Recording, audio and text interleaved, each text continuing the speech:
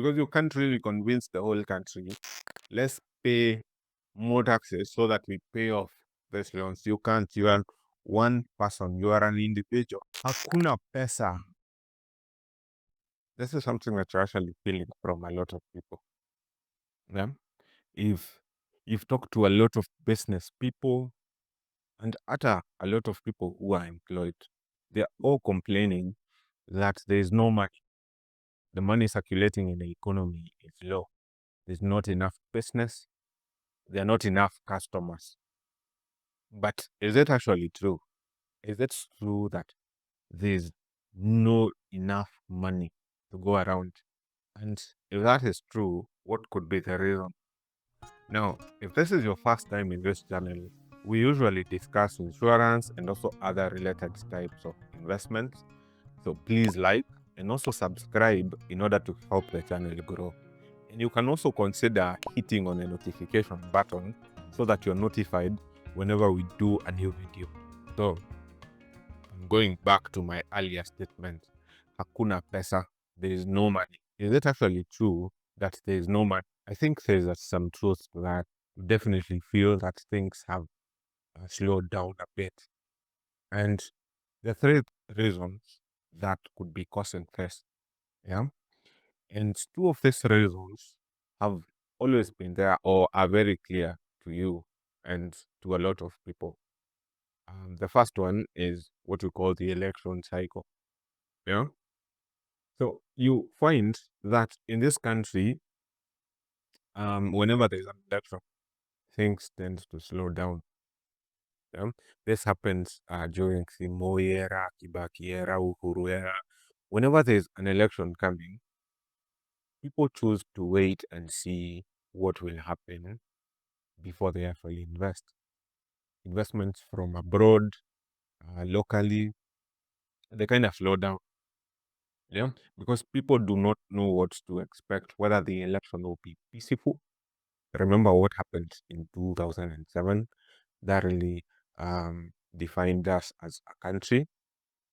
And also to see what the people who are coming into power will actually do.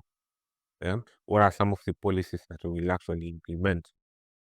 You remember the current government, once they came into power, they actually hiked taxes to a lot of companies, and some chose to actually move out of the country, go to Tanzania and other neighboring countries. This affected us since these are people who actually lost jobs, and some of these companies were also maybe getting their supplies from their local suppliers. So these are people who now do not have customers to supply other supplies to, and that will have some effect. Yeah, so that is one of the reasons, the election cycle, and being that elections happened the other day, it's been 2 years. Yeah, so that is slowly fading away. We are still feeling it, but it's slowly fading away. And the Gen Z protests made that even more difficult, yeah, because now a lot of people got concerned when they happened, yeah. So that is one of the effects on why you're actually feeling that there is no money. But with time, things will maybe pick up, yeah. The second reason is COVID. When COVID happened, it disrupted a lot of things, a lot of economies worldwide, supply chains and everything. A lot of people lost their jobs, even locally, people who are still yet to get jobs. So a lot of economies are still recovering from COVID. You can talk of the American economy, the Chinese economy. We are yet to fully recover from the same. Yeah. So this is also one of the reasons why you're also feeling that there is not enough money in the economy. But things are slowly improving, and you can expect that things will actually change. The third reason why you're feeling that there's no money is a bit complex. Now, during the Kibaki and Uhuru regime, a lot of loans were actually taken up. Yep, you definitely know of the loans that were taken up to build Thika Super Highway. There were also loans that were taken up to build the expressway, the SGR during Uhuru's tenure. These were loans that were taken up from China, IMF, Eurobond, and these are loans that need to get paid. Yeah. So you're currently um, finding that the government has a lot of interest to pay on these loans. At the same time, the government also has a lot of developments that they need to carry out. You need roads, you need hospitals, you need schools. Everybody needs development. Yeah. And Kenyans are really like work. Yeah. They know what we expect from their government. Yeah. So the government is faced with this challenge where it needs to carry out development. It has loans to actually pay, and there is also recurrent expenditure on salaries to government officials and other employees of the government. Teachers are striking, doctors are striking, they want more money. At the same time, Kenyans do not want to pay more taxes. So the only option left for the government is to actually look for places to borrow money from so that they can be able to actually pay off the interest on this existing loans so that they can be able to actually pay the salaries that teachers, doctors are demanding, and so that they can be able to build that road or that school or that hospital that you desperately need. They need money. And remember, at the same time, some of our lenders are very concerned on our ability to pay because these loans are usually paid by your taxes. So that is why you had rumors during the last Gen Z protest that finance bill, some of those things were being pushed by IMF. There were recommendations by IMF to ensure that we do have capacity as a nation to actually pay off this loan. But at the same time, Kenyans do not want to pay taxes. So the government is in a bind. Yeah. It cannot borrow outside like it used to. It can't borrow from China as it used to. It can't get money from the Eurobond like it used to. Or it can't get money from IMF because there are conditions that they must fulfill that Kenyans don't want to, that Kenyans aren't interested with. So they're left with one option to borrow locally. And to borrow locally, I mean issuing government bonds and treasury bills, which are effectively ways that the government uses to borrow money locally. And that is what the government has been doing. Yeah. If you read your papers or your news, you know of the treasury bills that the government actually issued, where it was an infrastructure treasury bill or something, where they were giving a rate of return of around 18%. That was some time back. They're also issuing some government bonds with some very good rates of return.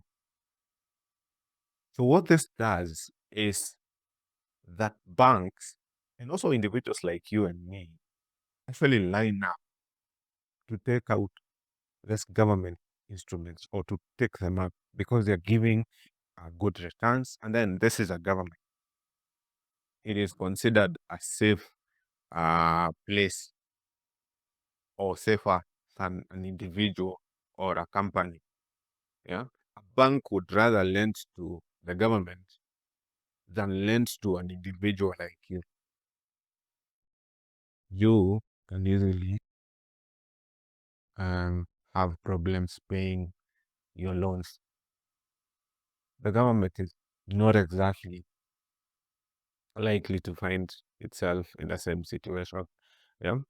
So most banks are choosing to actually lend to the government rather than lend to you. So the effect is that if you actually go to the bank to try and take up a loan, you're likely to either be turned down or to face some very strict conditions, more strict than they used to previously. Yeah, because again, most of the money is being sent to the government. The rest, which is left, you actually, because even a bank doesn't have like bottomless pockets. They can only lend so much. Yeah. So now we are all competing for lesser resources. Those people who are actually taking loans are actually competing for much less than was there before. Yeah. And also individuals who could probably have invested their money in a business, maybe started a company or any other sort of business, are choosing to actually give them government. If, for example, you took out that bill that was giving an 18% interest or rate of return, if you had invested a billion Kenya shillings there, you would be getting 180,000 per annum without doing anything. That is passive income, safe passive income place where you know you will definitely get your money in the end. Yeah. Rather than invest that million in a business that could actually fail, you would rather actually give that money to the government, which is less likely to fail. And let's face it, if the government is failing, everybody has failed. But you can easily fail and the government won't. Yeah? So a lot of people are actually lending the government. So the overall effect is that is less money circulating in the economy.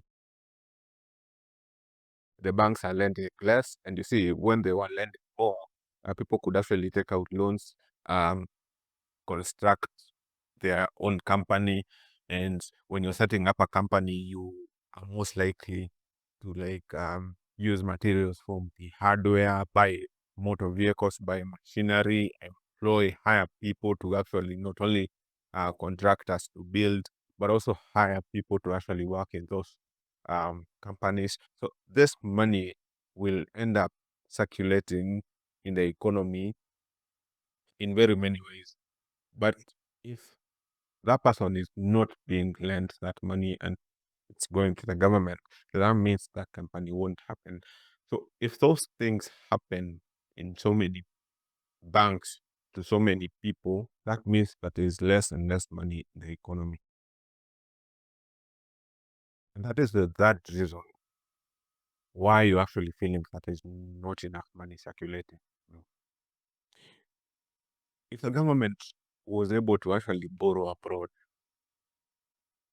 then banks and also individuals won't or be very incentivized to lend the money to the government, because the government will probably giving less when it comes to the rate of return. Those bills and bonds will be offering much less, and therefore the government or the banks and individuals will probably choose to lend to people rather than to the government. But that is not the case now.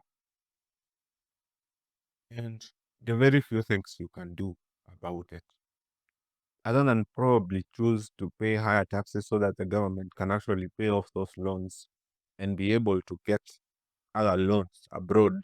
There's very few things that you can. See, we need to pay taxes. We do. We need to pay taxes and more taxes. We actually don't pay enough taxes. We don't.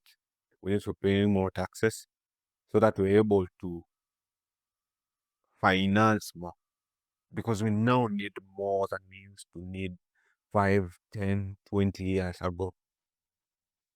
The kind of things Kenyans expect now are not things that they used to expect 20 years ago. Everybody now wants a more developed economy.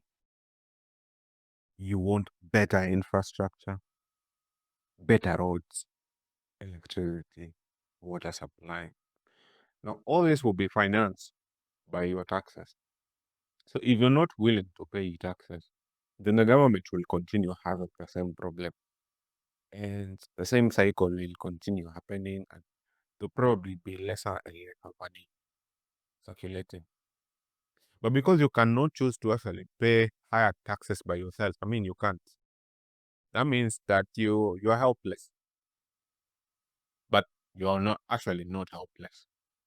You can choose to do what everybody is doing. You know, if people are lending or banks and other individuals are choosing to lend to the government so that they can make a return, you can also do the same thing. I mean, deciding to do anything different will probably be riskier. Let's say, for example, you have like 2 million Kenyan shillings and you decide to invest it in a business.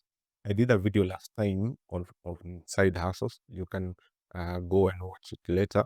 So these are some of the challenges that you actually face when you're setting up or operating a side hustle. A side hustle will take a lot of time from the things that you're actually doing, either your career or your family. You'll need to use more time on your side hustle, meaning that you have less time to use grow your career and you have less time to spend with your family. Yeah. And at the same time, you're not assured that this side hustle will be successful. This business that you have invested that 5 million, you're not guaranteed that you'll actually generate a return from the same. You could easily make a loss. I mean, a lot of businesses fail in the first 3 months. First 3 months, they've already failed, meaning that there is a chance that in the first 3 months, you would have lost your entire contribution to that business. The 5 million that it is entirely lost. At the same time, there is a slim chance that your business could also, not fail, but also succeed. But will you still make the return that you could have made had you invested that money in like a treasury bill or government bond? Not that much. But there's a slim chance that you could also make a lot of money. But in an economy where everybody is actually complaining, it is perhaps better to invest the same way a lot of people are investing. There was a time money market funds weren't as popular as they are right now. But right now, you go talk to a lot of people, money market. I'm investing in a money market. I'm interested in a money market. Why? Because they're giving better returns due to this government instruments that the government is actually offering, the treasury bills and the likes. See, money markets invest in securities that actually mature in a year or less. These are treasury bills that mature within a year or less. And some of the best ones are treasury bills. And currently, the government is offering some very high interest rates on the same. So you're finding that money market funds are giving out some very good rates of return. And that is where they have gained in popularity. I remember a few years ago, in a money market fund, you probably get around 7 to 8%. Right now, they're actually doing 11 to 13%. Yeah. So there has been significant improvement. And a lot of people are taking advantage of the same. I mean, why would you not take advantage of the same? Invest in some of these assets. Invest in some of these things, money market funds. Yeah. They also, if you can buy the treasury bills and government bonds, also go ahead and do the same. Yeah. In previous times, because what usually happens is if you actually take up like some of the long-term insurance policies that we have, because we have insurance policies that are long-term, like 10 years, and that give out a return. Previously, a lot of people got really concerned with the amount of money they were getting as a return. People used to feel that they're not getting enough. They are not getting exactly what they expect. Because you see, the contributions that you actually pay, be it monthly or yearly, the insurance company will invest the same. And if the government is actually giving out government bonds and treasury bills at this high interest rates, you can bet that some of the first people to actually buy those government bonds and treasury bills were insurance companies, because they're equally looking for places, safe places where they can invest your money to generate a return. So what you are likely to experience is a lot of people who have taken up insurance policies will equally get some very good returns. So this is a very good time to actually take out that education policy that you have been planning to take up, that investment policy that you have uh, been looking to take up. This is the best time to actually take advantage of the same. Because like I'm telling you, a lot of people out there are simply saying that there is not enough money. And I know that you have heard of the same. You've heard of HAKUNA PESA. Nobody has it. I mean, I know I have said it at some point because it is something that I have experienced. And I know of my clients. And also I know of a lot of people who are employed who are also saying the same thing. Because also the taxes that were brought in, we have um, the affordable housing tax. They have really put some pressure on a lot of people who are employed. Yeah. And already some of them had loans, so they have less money to spend. Yeah. So if you're looking to invest, I would really advise on investing on this things, investing in money market funds, investing in government bonds and treasury bills, and also investing in long-term insurance policies. This is the best time to actually invest in the same, to take advantage of the prevailing situation. Because like I said, there are only so many things that you can do as an individual.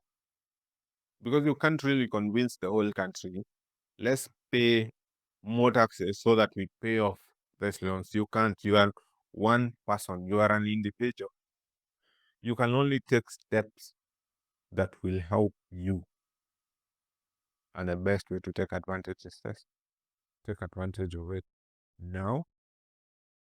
Because in future you do not know. Eventually people may agree that indeed we need to pay taxes, higher taxes, and they do, and you pay off those loans because those loans will have to be paid at some point, and they pay off those loans, and the government will have no appetite to borrow. The government will have no appetite, and the government will have no appetite to borrow locally, meaning that some of these things will not be giving a higher return as they're doing. Yeah. So definitely take time and think about this. Think about where you're investing or what you're doing with your savings. And if you have any concerns or any questions relating to the same, you can always leave them on the comment section. And you can also get in touch with me using the contact at the end of the video. Now, until next time, have a good one.